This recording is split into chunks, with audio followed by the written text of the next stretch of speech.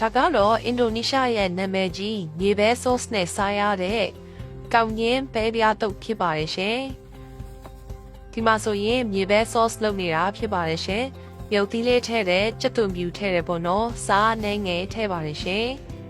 ဒါကတော့မြေပဲတောင်းပေါ့နော်မြေပဲတွေကိုတော့တော်တော်များများကိုသုံးပါတယ်ရှင်မြေပဲ sauce လို့ပြောရအောင်မြေပဲကတော့လုံးဝကိုအဓိကပါရှင်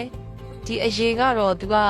ဘာရေးဖြစ်မလဲမသိဘူးဒီမြေပဲ sauce ရဲ့အရသာကတော့ချိုစိမ့်အရေးပါပဲရှင်ဒါကတော့သူတို့ရဲ့အချူရည်ပေါ့နော်ကြာညို့မကြထညက်ရည်မကြအချူရည်ပါဒါကမှသူကကြိတ်ပါတယ်ရှင်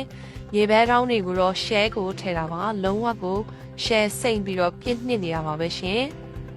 ကြည်ရတဲ့အမြင်သိမ့်မလာပဲပေါ့နော်အရသာကတော့စိမ့်ပြည့်နှစ်ပြီးတော့ပေါ့နော်တော်တော်လေးကိုစားလို့ကောင်းပါတယ်ရှင်ဒီ sauce ကိုမှသူတို့ကကောက်ရင်းတို့ပဲပြားတို့နဲ့ပေါ့နော်ရောနေပြီးတော့စားကြတာပါရှင်ဒီမှာပြည်မှာဆိုရင်စားတေးတို့ပါတော့စားတဲ့ညီပဲ sauce လိုမျိုးပေါ့နော်ဒီညီပဲ sauce ကအဲ့ဒီ sauce တွေနဲ့နည်းနည်းဆင်တူပါတယ်ရှင်ဒါကတော့ကောက်ရင်းတုပ်ပါရှင်ဒီပွဲထဲမှာဆိုရင်ကောက်ရင်းတုပ်တစ်ထုပ်ပါတယ်ပြီးရင်ကြာစံလေးနည်းငယ်ပါတယ်ပဲပြားလေးနည်းငယ်ပါတယ်ပဲမပေါက်လေးနည်းငယ်ပါတယ်ပေါ့နော်တခွားသေးလေးနည်းနည်းထည့်လိုက်ပါတယ်ရှင်ပြီးတော့ပေါ်ကနေမှကြာညို့ထပ်ဆန်းပေးတယ်ထညက်ရည်ပေါ့နော်နည်းနည်းထပ်ဆန်းပေးပါတယ်ဒါကိုမှသူတို့ကငါးမုံလိုမျိုးဒီလို snack အကျွတ်ကျော်လေးတွေနဲ့တွဲစားရတာပါရှင်ဒီတပွဲကိုသူတို့ရဲ့ငွေ